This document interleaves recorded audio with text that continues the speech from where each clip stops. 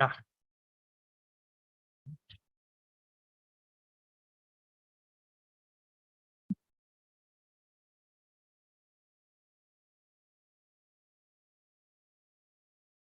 One, two, 1, 2. Can you hear me?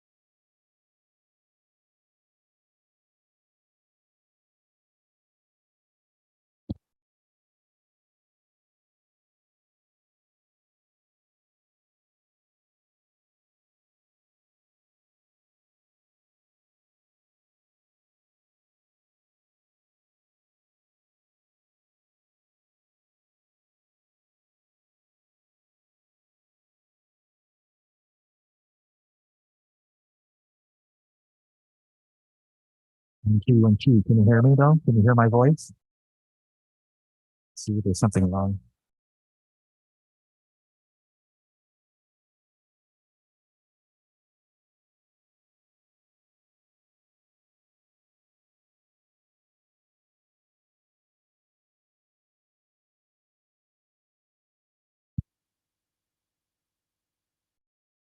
You hear that?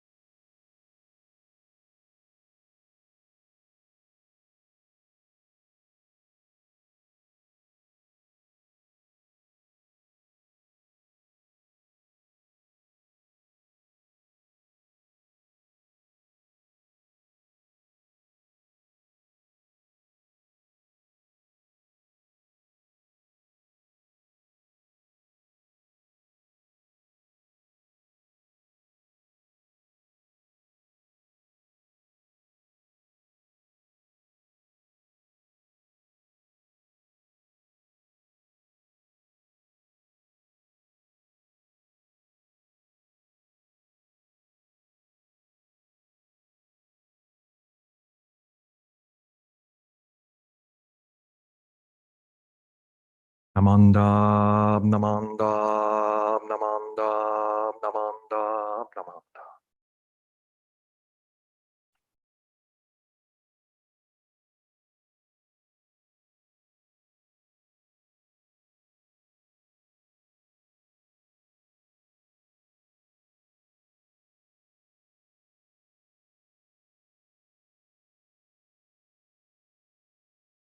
Good morning, everyone.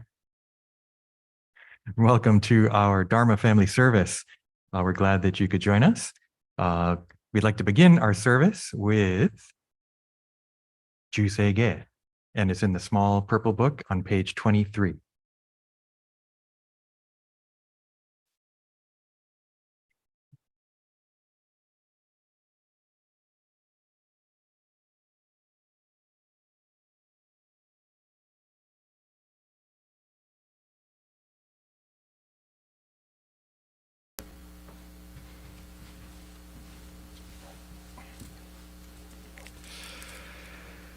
Namanda, namanda, namanda, namanda.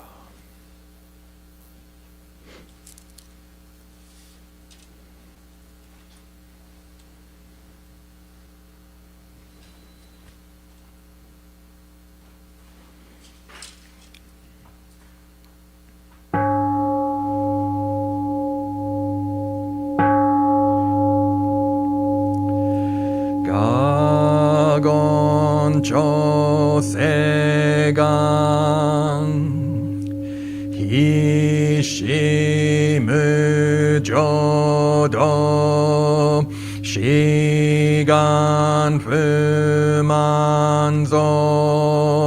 Seifu Joshogak Gao Muryoko Fui Dai Seshu Fusai Shobingu Seifu Joshogak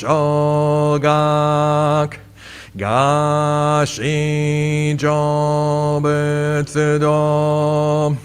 Myosho Chojippo Kukyomi Shomon Seifu Joshogak Ryokujin Shonen Joe Shibongyo Shigumu Jodo Isho Tenninshi Jinniki Endaiko Fushomu Saido Shoujo Sankumyo Kosai Shuyakunam Kaiichi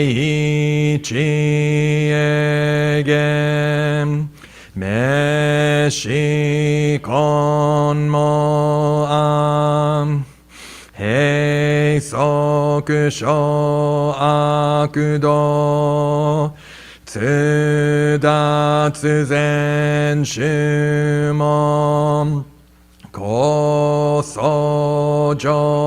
Manzok Iyoro Jippo Nichigatsu Shujuki Tenko Onpugen Ishikai Hozo Koseku Dokuho Jodai Shichu Seppo Shishiku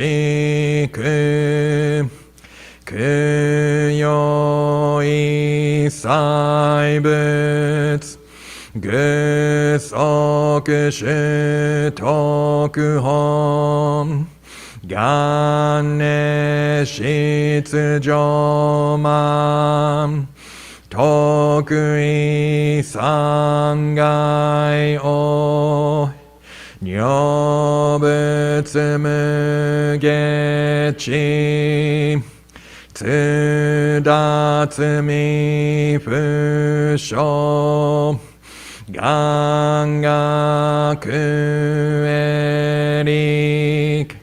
Toshi saisho son. Shiganya koka. Daisen o kando. Koku shotenin. Touchin myoke. Namo Amida Butsu. Namo Amida Butsu. Namo Amida Butsu. Namo Amida Butsu. Namo Amida Butsu. Namo Amida Butsu.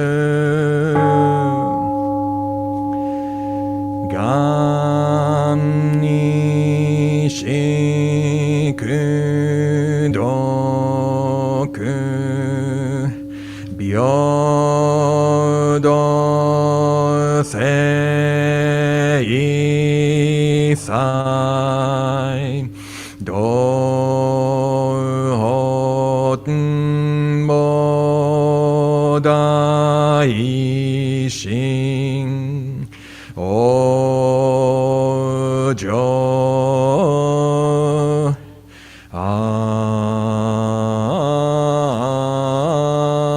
an dako.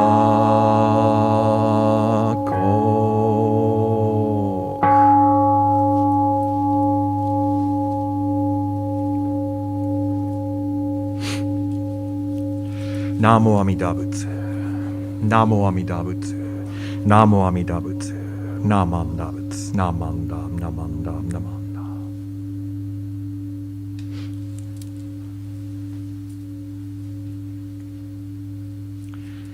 Okay, next we will recite the three treasures, which I think is on page 3 in that small purple book.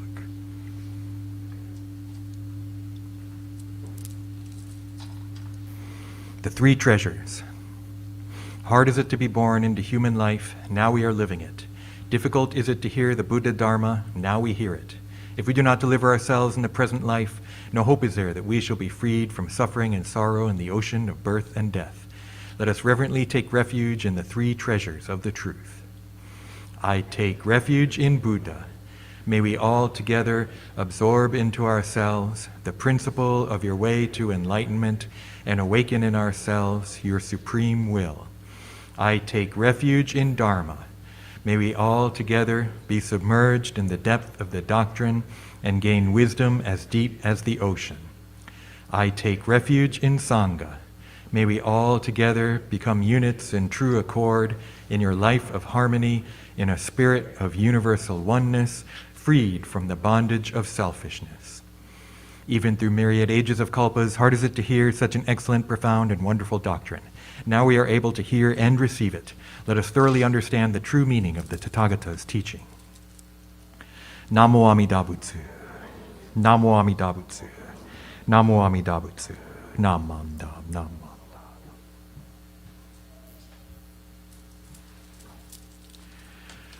Okay. Well, thank you once again, everyone, for joining us.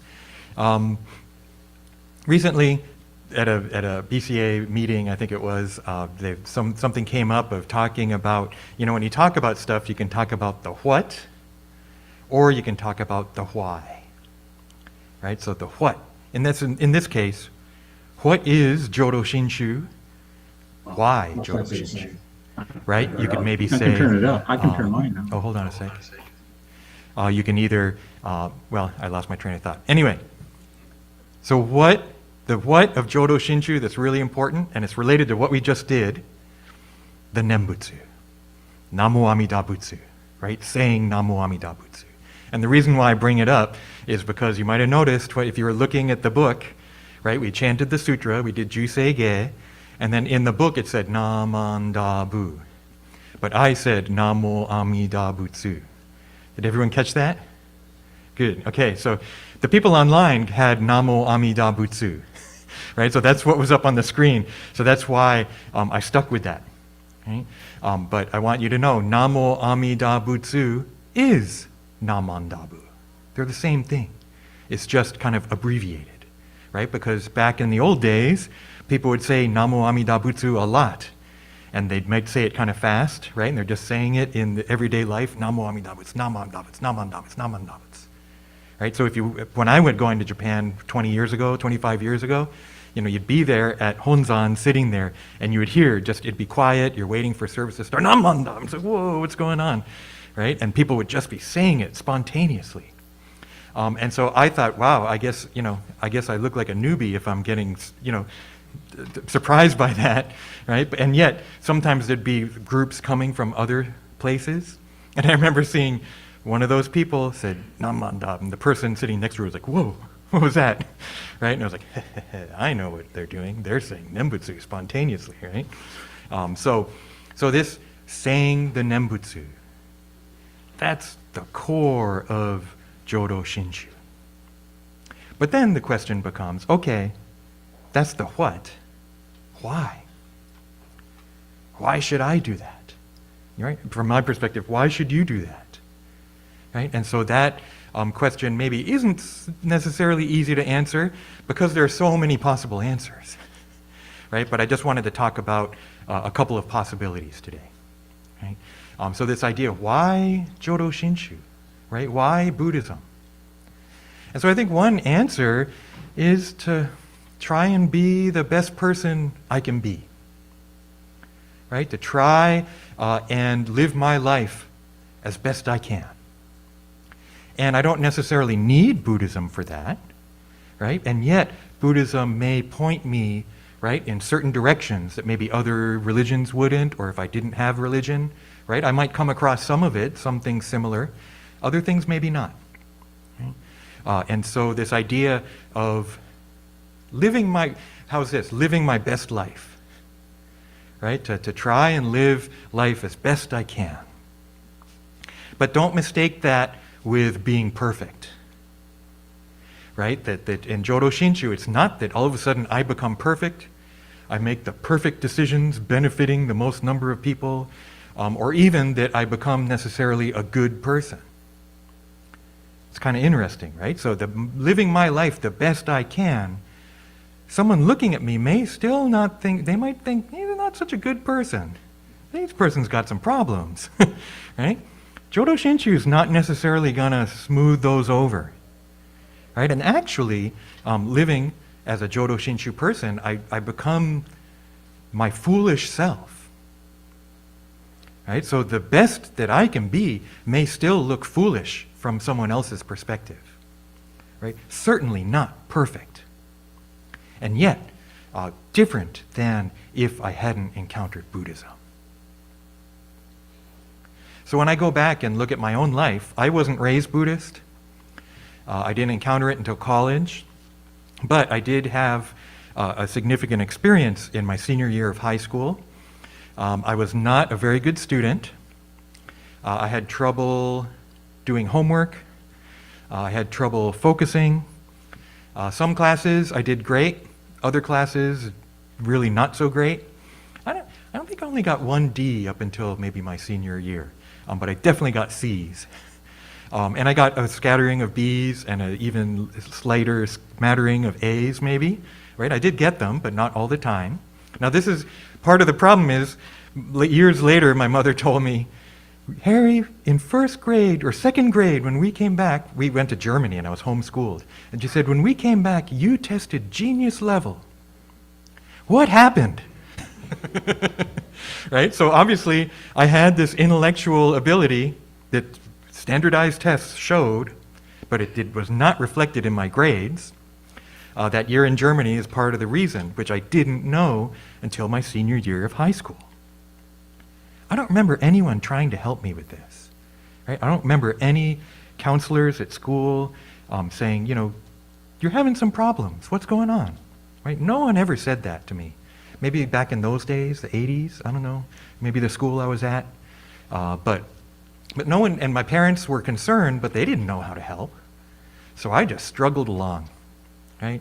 Doing good in the stuff I was interested, not doing good in the other stuff. And then a psychology class, my senior year, asked us, find a significant event in your life. Think about a significant event in your life and how it's affected you. So other people in the class were coming up with all kinds of stuff, you know, like really, wow, that's how did you survive, you know, this really deep stuff. And I was like, I can't think of anything. Wait, I was homeschooled in first grade. I didn't do homework regularly. We wouldn't do it for 2, 3, 4 weeks. My mom was in charge, I guess, because my dad was working. She wasn't a native English speaker.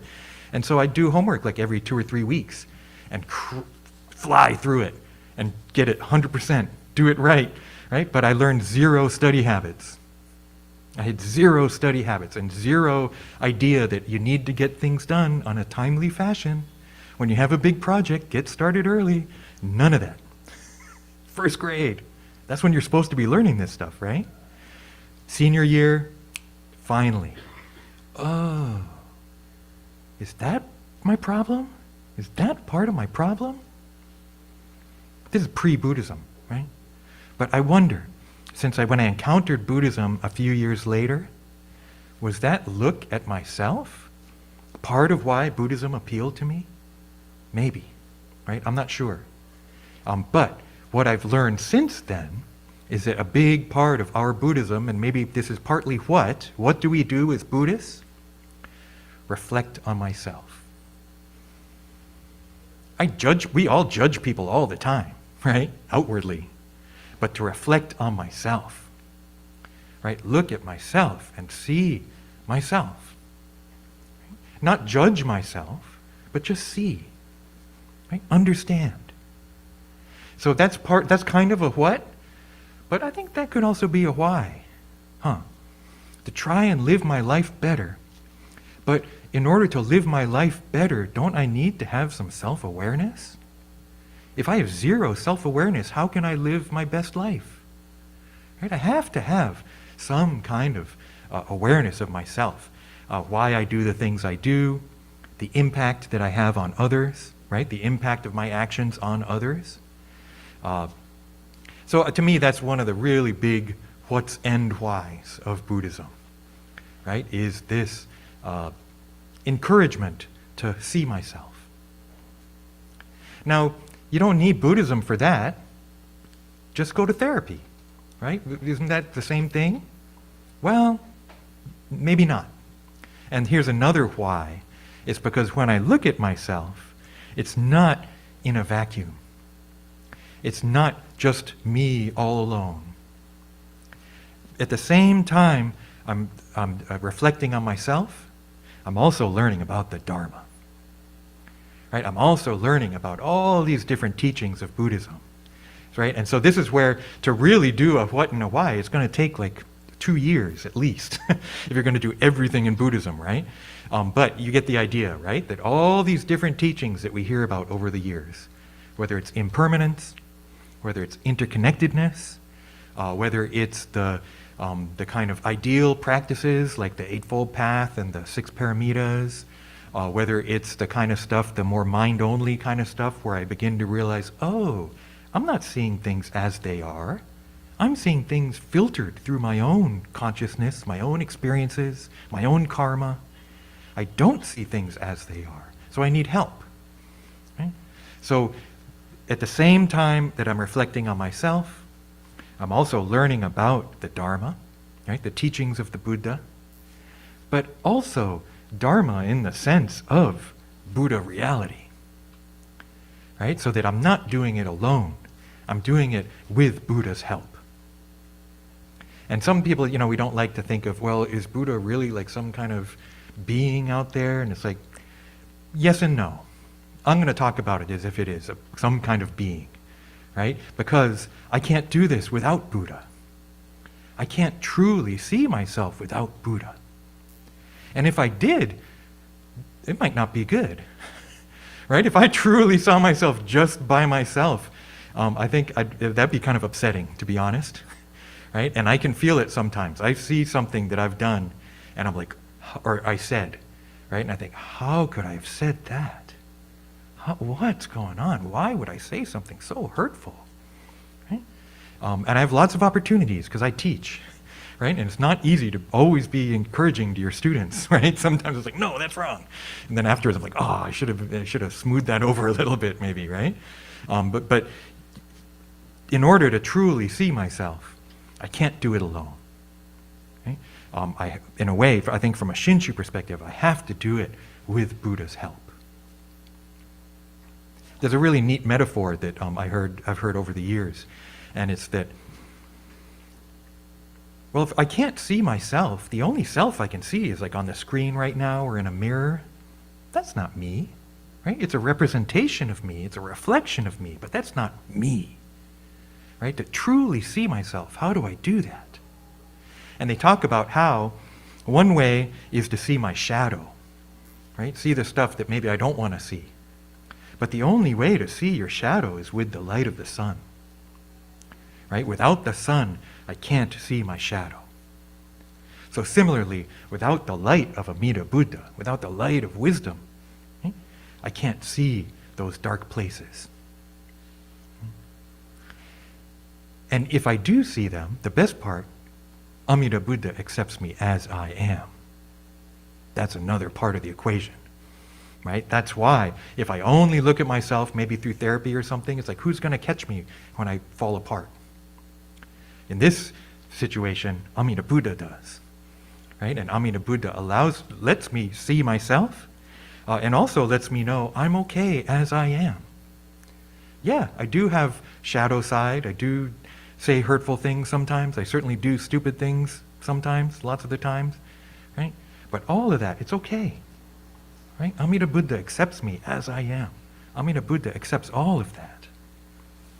And so I like to think that it's not only then seeing myself, but there's transformation, right? That as much as I'm going to keep saying hurtful things and keep doing stupid things, it's not like before.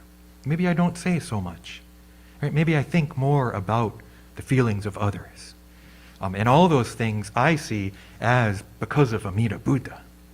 It's Buddha has changed that in me. It's not that I'm so smart, yeah, I figured it out. Oh yeah, just stop saying stupid things. With me, it's not going to work. I keep doing it, it just pops out, right? And why? I've learned, I think it's partly because of my mother, and I kind of absorbed a lot from my mother over the years, and she would say some really out there stuff sometimes, like hurtful things that hurt my friends, hurt me, right? And it used to be like, how could someone do something like that? And then the past few years, oh, that's me. Right? Realize, oh, that's a part of me too. So that's one of the what's and the whys to me, right? Is this self-reflection, being able to reflect on yourself within the light of Amida Buddha. Shinran Shonin gives some pretty amazing stuff. He talks about benefits in this life. So I'll get technical for just a minute. The benefit of being protected and cared for by all the Buddhas, the benefit of having great joy in our hearts, the benefit of being aware of Amida's benevolence and of responding in gratitude to that virtue, the benefit of constantly practicing great compassion, and the benefit of entering the stage of the truly settled. That's only, 5 or 6 out of 10, this list of 10 that he gives in the Kyogyo Shinsho. But, those are pretty amazing. The benefit of being protected and cared for by all the Buddhas, right? What does that mean? We don't talk about that much, but there's this idea of being nurtured, being cared for, being protected by the Buddhas. The benefit of having great joy in our hearts, right? Some people think Buddhism's pessimistic, but it's like, no way.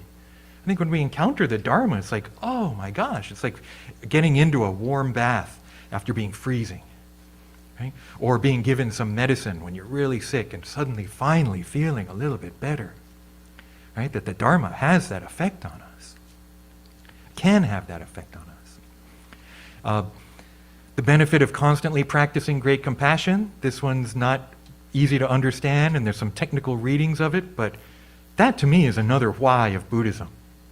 To be able to do compassion for others, right? To be able to have compassion for others, to help others. And our society, a big aspect of our society is the opposite of that. Turn off your feelings for anyone but yourself and acquire as much as you can. Right? That seems to be one of the main values of America. Right? Make as much money as you possibly can with no regard for other people, for the planet, or anything. So this is the opposite. Right? To be able to practice great compassion is presented as a benefit of Jodo Shinshu, of Shin Buddhism. Right? So that sounds like a pretty good why. Now, if we're going to try and do that and try and be compassionate, we still need to engage in self-reflection. Was I truly being compassionate? Was there really no ego involved there? Was I truly doing it for the other and not for myself? But in that process, I think we're able to kind of do both. We're able to engage in compassion, whether it's great compassion or small compassion, but also maybe see myself a little bit better. The last one I'm going to close with, the benefit of entering the stage of the truly settled. It's like, you're like, what? That means you enter this stage where you will attain Buddhahood at the end of your life. And this is the main benefit of Jodo Shinshu. We're born in the Pure Land and become Buddha. The Pure Land is not just some paradise, although it is presented that way. It can seem like a heaven, and when I die, I'll be able to go to this heaven and finally be able to relax and have a good time, and it has those aspects. But the most important part is ultimately it's nirvana. The Pure Land is the realm of nirvana, the uncreated. And so birth in the Pure Land means attainment of Buddhahood. So that when I die, born in the Pure Land, but then become Buddha and come back instantly, be able to finally truly help the way I wish, rather than limited by my egocentric self. So to me, as a Buddhist and someone who studies this stuff and everything, that's the main benefit, right? Is that we'll be able to be born in the Pure Land. We won't have to be reincarnated again and again and again in ignorance, right? And instead, be born in the Pure Land and become Buddha, right? And then be able to manifest that kind of great compassion. So the flip side of that, and I'll end with this, I think I've said I'm going to end a few times, but I'll end with this one. It's not just about me. It's not just about me trying to do this. It's realizing, Buddha is coming to me all the time. Not just from this direction, not just from the Naijin or from the Buddha image, right? But the Buddha is more than just a statue. Right? Buddha is true reality itself. It surrounds us all the time. Always working on me. Always trying to crack through that ego. Right? Always trying to bathe me with this ointment to try and help heal from these three poisons. And how we encounter it might be in ways that if I'm going to stick to my own view, I may not notice, but that actually it's around me all the time. Right? So that I can see even all of you as part of this. Right? That everything that happens to me, anyone, right, can be part of this Buddha reality coming to me, right? Teaching me, calling out to me. So, I'm not trying to convince you of anything. You're not going to just listen to me and get it. It's all the time. right? That we realize, so we come to temple and we meet with people and we get to hang out and it's lots of fun and, and that's great. But actually Buddha's infused in all of that too, right? So maybe another what could be to try and find Buddha in my life, right? To try and find this wisdom and compassion coming to me in my life, right? And then maybe that's part of all this, being protected and cared for by all the Buddhas, having great joy in our hearts, right? These and some of these other benefits as the why for Jodo Shinshu, and the what. Part of it is saying Namo Amida Butsu, saying the Nembutsu, and we're going to do it in just a sec. But that the flip side of that is also reflecting on myself and living my life, just living my life best I can. So why don't we conclude with Gassho as we recite the Buddha's name, the Nembutsu. Namo Amida Butsu. Namo Amida Butsu. Namo Amida Butsu. Namo Amida Butsu. Namo.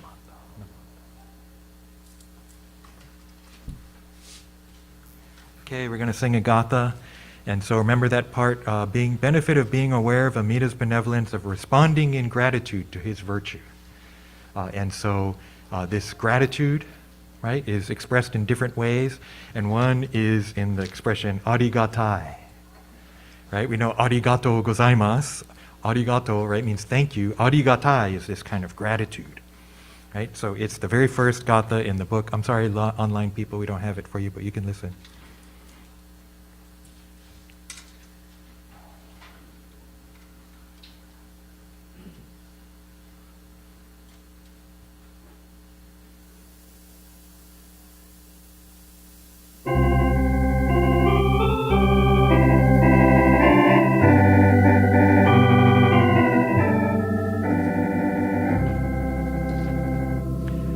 For the rain that brings us life, for the sun that keeps us warm, for plants and animals that nourish us, Arigatai.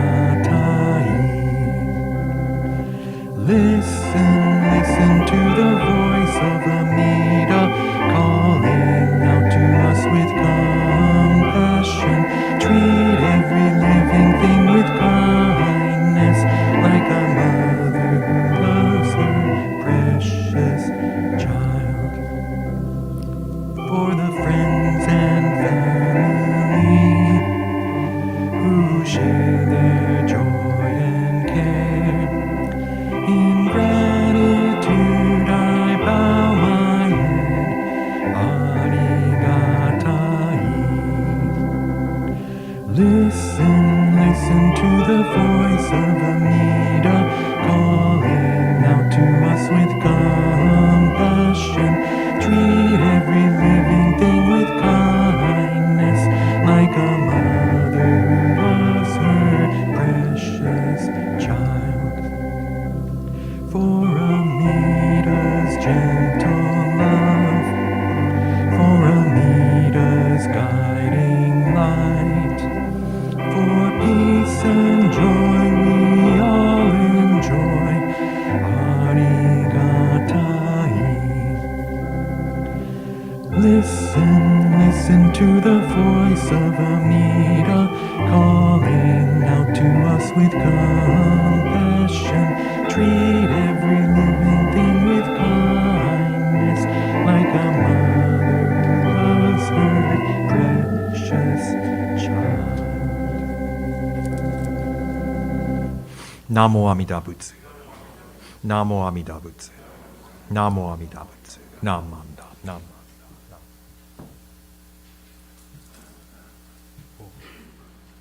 Okay, next we're going to have announcements, but you got to give me a second, Robert. Robert Noguchi will be reading the announcements. Where's my key?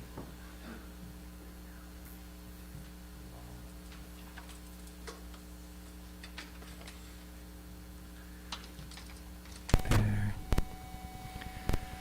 What is it? Speaker. Okay, go ahead. Okay, thank you very much, Sensei. Good morning, everyone. Welcome to the Buddhist Church of Oakland. I want to make sure I thank everyone for their participation in the service today. Reverend Bridge for officiating today's service and his Dharma talk. Reverend Michael Endo for co-officiating and assisting with the service. Steve Tarasaki for playing the organ.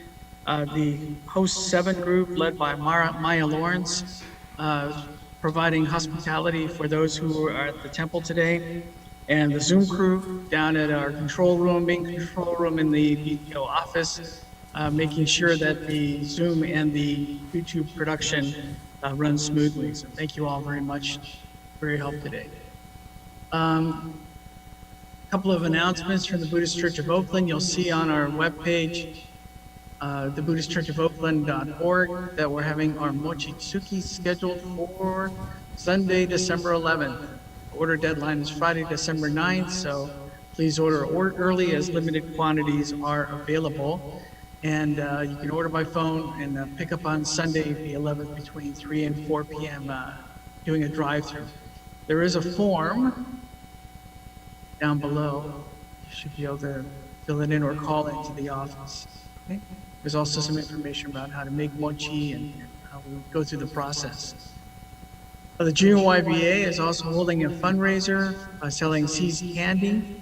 That's on the website now, and then can be picked up on the day of the Mochitsuki on December 11th. So there's a form on the website for that as well.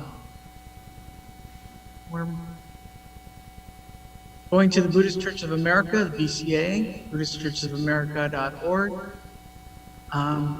There's really not a whole lot of activity on it today, but please check it out for a number of different seminars, talks, videos, and other materials regarding Jodo Shinshu Buddhism and the BCA. So that's available on BuddhistChurchesofAmerica.org. Finally, once again, we appreciate all your attendance and support for the Buddhist Church of Oakland. Donations are accepted and appreciated. So there's a donation page on our website, the BuddhistChurchesofOakland.org. And you can just click down here, and there's a number of different ways you can donate to BCO via PayPal. So thank you very much. Once again, welcome to the Buddhist Church of Oakland, and I'll send it back to Sensei.